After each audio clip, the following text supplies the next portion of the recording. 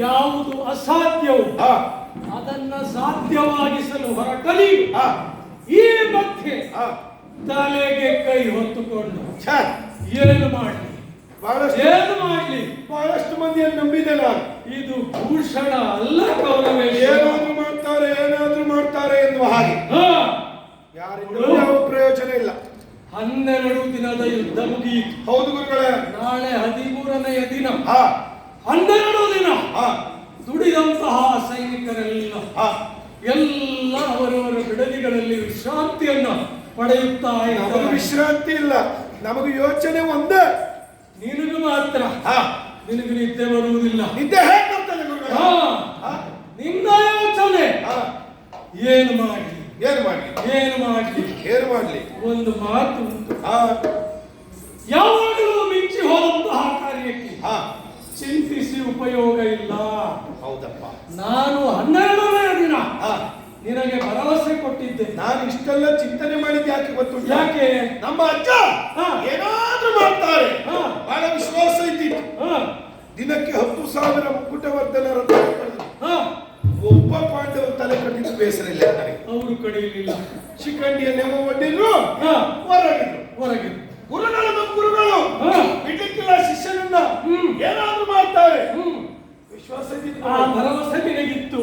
ಇವಾಗ ಭರವಸೆ ತಣ್ಣಗಾಯ್ತು. ಅದು ತಣ್ಣಗಾದ ಮೇಲೆ ರಾತ್ರಿ ನಿದ್ದೆ ಬಿಟ್ಟು ನೀವು ತಲೆಗೆ ಕೈ ಹೊತ್ತು ಏನು ಮಾಡ್ಲಿ ಹಾಳಾದ್ಬಿಟ್ಟಿಲ್ಲ ಅದಕ್ಕೆ.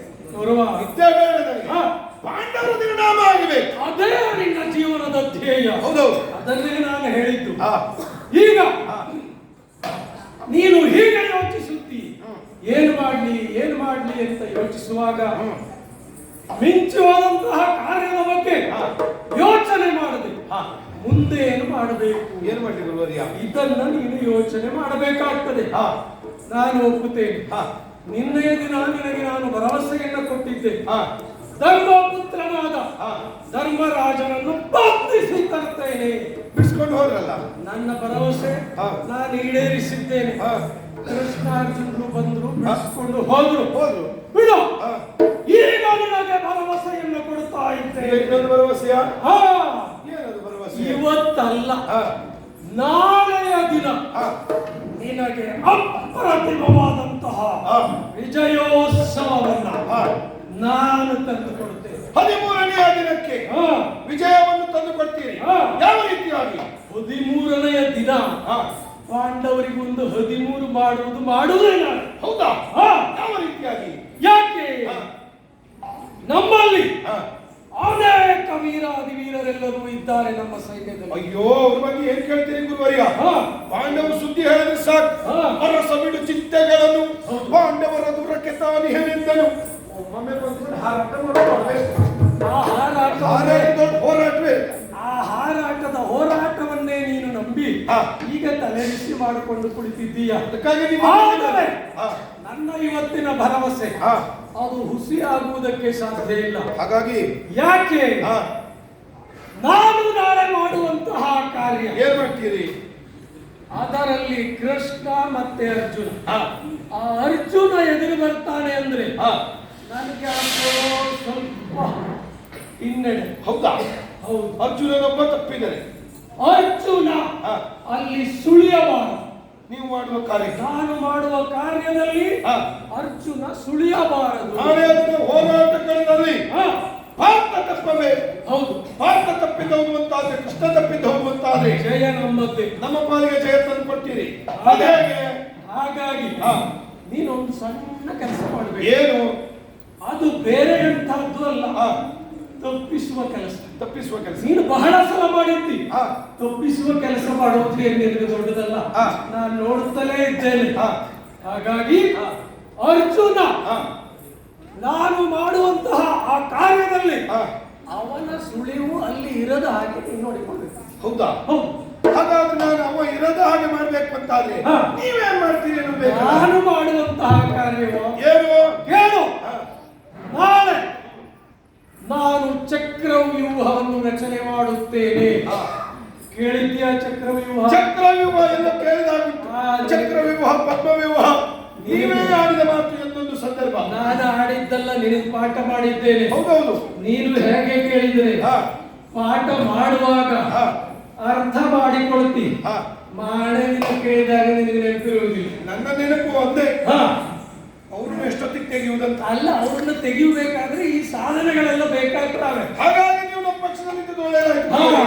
ಹಾ ನಾನು ಹಾ ಚಕ್ರವ್ಯೂಹವನ್ನ ಬಲಿಯುತ್ತೇನೆ. ಬಲಿತೀರಿ. ಹಾ. ಹಾ ಚಕ್ರವ್ಯೂಹ ಹಾ ಇದನ್ನ ಭೇದಿಸುವುದಕ್ಕೆ ಹಾ ಸಮರ್ಥದಲ್ಲಿ ಒಬ್ಬ ಅರ್ಜುನ. ಓ ಅವ ತಿಳ್ಕೊಂಡಿದ್ದ. ಹಾ. ಹಾ ಹಾ ಹಾಗಂತ ಹಾ ಅರ್ಜುನ ಒಬ್ಬನೆಯೋ ಹಾ ಮಿಕ್ಕವರು ಇಲ್ಲವೋ ಅಂತ ನೀನು ಕೇಳಬಹುದು. ಮತ್ತೆ ಉಳಿದವರಿಗೆ ಇದ್ದಾರೆ. ಹಾ ಮಿಕ್ಕವರು ಯಾರು? ಹಾ ಧರ್ಮರಾಯ ಬರಬಹುದು, ಹಾ. ಭೀಮಸೇನ, ನಕುಲ, ಸಹದೇವ, ಯಾರು ಹಾ. ವೀರಾದಿ ವೀರರು. ಹಾ ಬೇರೆ ಯಾರೇ ಬಂದ್ರು ಹಾ. ಅದು ನಿಷ್ಪ್ರಯೋಜಕ ಅಂತ ನಾನು ಮಾಡಿಕೊಂಡು ಅಂದ್ರೆ ಪೂರ್ಣ ಪ್ರಮಾಣದಲ್ಲಿ ಅವರಿಗೆ ಗೊತ್ತಿಲ್ಲ, ಅವರಿಂದ ಭೇದಿಸುವುದಕ್ಕೆ ಸಾಧ್ಯವೇ ಇಲ್ಲ. ಅರ್ಜುನನಿಗೆ ಗೊತ್ತುಂಟು. ಹಾ. ಹಾ ಹಾಗಾಗಿ ಅವ ತಪ್ಪಬೇಕು. ತಪ್ಪಬೇಕು. ಬೇರೆಯವರು ಬಂದರೆ ಹಾ ಯಾಕೆ ಭೇದಿಸುವುದಕ್ಕೆ ಸಾಧ್ಯ ಇಲ್ಲ? ಹಾ ಅದಕ್ಕೂ ವಿಷಯ ಉಂಟು ನಮ್ಮಲ್ಲಿ. ಏನು? ನಿನ್ನ ಭಾವ ಇದ್ದಾನಲ್ಲ ಜಯದ್ರಥ. ಅವ ಹಾ ಊಟ ಮಾಡುವಾಗ ಅನ್ನಕ್ಕಿಂತ ಜಾಸ್ತಿ ಉಪ್ಪೇ ತಿನ್ನುವವ. ಹಾ. ಸೈಂಧವ, ಹಾ ಜಯದ್ರಥ ಹಾ ಅವನ ಮನೆ ಬಿಟ್ಟು ನಿಮ್ಮ ಮನೆಯಲ್ಲೇ ಉಳಿದುಕೊಂಡಿದ್ದಾನೆ. ಹೆಂಡತಿ ಮನೆಯಲ್ಲೇ ಇದ್ದಾನೆ. ಇರ್ಲಿ, ಹಾ. ಅವ ಬೇಕು ನಮ್ಮ ಪಕ್ಷದಲ್ಲಿ. ಹಾ ಅವನನ್ನ ಉಪಯೋಗಿಸಿಕೊಳ್ಳುವಂತಹ ರೀತಿ ಹಾ ಅದು ಬಹಳ ವಿಶೇಷವಾದದ್ದು. ಹಾ ಈ ಸಂದರ್ಭದಲ್ಲಿ ಹಾ ಅವನನ್ನು ನಾನು ಉಪಯೋಗಿಸಿಕೊಳ್ಳಬೇಕು. ಹೌದಾ? ಅವ ಉಪಯೋಗಿಸಿಕೊಳ್ಳುವುದಕ್ಕೆ ಅರ್ಹ ಇದ್ದಾನೆ. ಅವನಿಂದ ಕಾರ್ಯ ಉಂಟು ಇಲ್ಲಿ. ಹಾ. ಚಕ್ರವ್ಯೂಹವನ್ನು ನೀವು ರಚನೆ ಮಾಡ್ತೀರಿ. ಅವನದೊಂದು ಕತೆ ಉಂಟು. ಏನದು? ಅವನಿಗೆ ವರ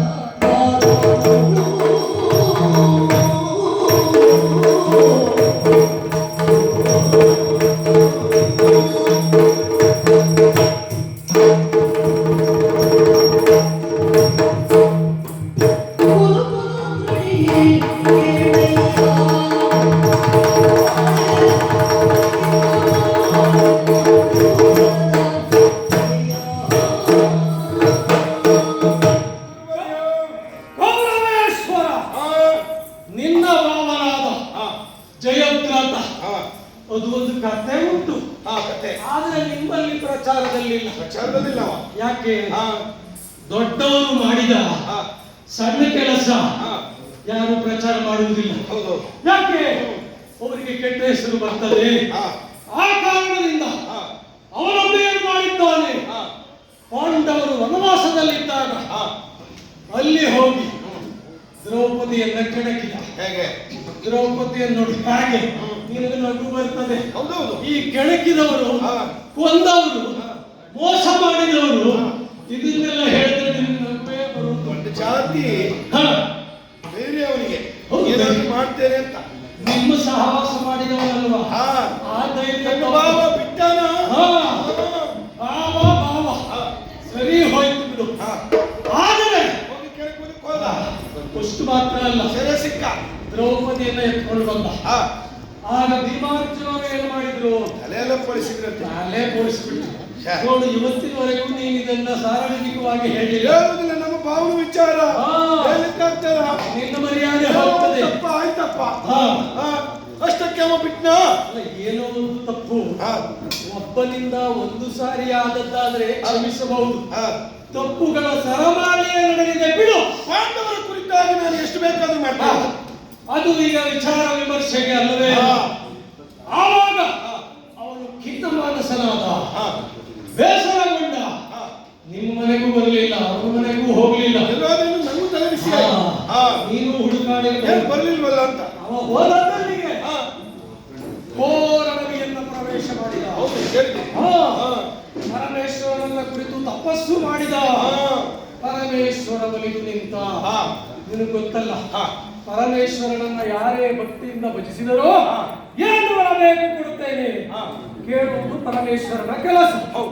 ಇವ ಏನು ಕೇಳಿರಬಹುದು, 5 ಜನ ಪಾಂಡವರನ್ನು ಒಂದು ದಿನದ ಮಟ್ಟಿಗೆ ಸೋಲಿಸುವಂತಹ ವರವನ್ನ ಕೊಡು. ಪರಮೇಶ್ವರ ಯೋಚನೆ ಮಾಡಿದ. ಅರ್ಜುನನಿಗೆ ಪಾಶುಪತವನ್ನ ಕೊಟ್ಟದ್ದು ಅವನೇ ಅಲ್ವಾ. ಹಾಗಾಗಿ ಅರ್ಜುನನೊಬ್ಬನನ್ನ ಬಿಟ್ಟು ಉಳಿದ 4 ಪಾಂಡವರನ್ನು ಒಂದು ದಿನದ ಮಟ್ಟಿಗೆ ಜಯಿಸುವಂತಹ ವರವನ್ನು ತಥಾಸ್ತು ಕೊಟ್ಟಿದ್ದೇನೆ. ಅಂತಹ ಜಯದ್ರಥನನ್ನೇ ನಾನಿವತ್ತು ನಾನು ರಚನೆ ಮಾಡುವಂತಹ ಚಕ್ರವ್ಯೂಹ, ಅದರ ಹೊರ ಸುತ್ತಿನ ಕೋಟೆ, ಅದಕ್ಕೆ ದ್ವಾರಪಾಲಕನಾಗಿ ಅವನನ್ನೇ ನಿಲ್ಲಿಸುವುದು. ಅವನು ನಿಂತ ಅಂತಾದ್ರೆ ಯಾರಾದರೂ ಆ ಕಡೆಯಿಂದ ಪ್ರವೇಶಿಸಿದರೆ ಅವನು ತಾನೇ ಕೊಡುದು ಬಿಸಾಕಿ ಬಿಡ್ತಾರೆ. ಹಾಗಾಗಿ ನಾನು ಮಾಡುವಂತಹ ಚಕ್ರವ್ಯೂಹ ಅದು ಹೇಗಿರುತ್ತದೆ ಗುರುವರ್ಯ? ನಾಳೆ ಆ ದಿನ ನಿನ್ನ ಪಾಲಿಗೆ ಜಯವನ್ನು ತಂದುಕೊಟ್ಟು ಜಯದ್ರಥನನ್ನು ದ್ವಾರದಲ್ಲಿ ನಿಲ್ಲಿಸ್ತೇನೆ. ಆಗಿತ್ತು ನೀವು ಹೇಳಿತ್ತು, ಧೈರ್ಯ ಬಂತು, ಸಂತೋಷ ಆಯ್ತು. ಆದ್ರೂ ಒಂದು ಮಾತು, ಏನ್ ಮಾತು ನೋಡ್ಬೇಕು. ಏನನ್ನ ನಾವು ಯಾವ ರೀತಿಯಾಗಿ ರಕ್ಷಣೆ ಮಾಡ್ತೀವಿ ಅದನ್ನ ನೀನು ನೋಡ್ಬೇಕು. ನೀವೇ ರಕ್ಷಣೆ ಮಾಡಿ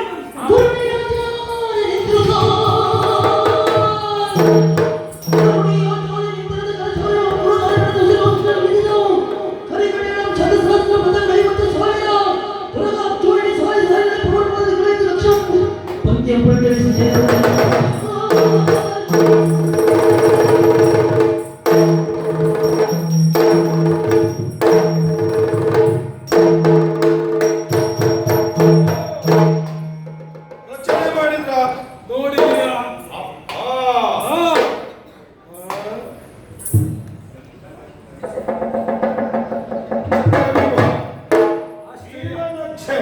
ಇದು ಕೇವಲ ರೂಪುರೇಷೆ ಅಷ್ಟೇ.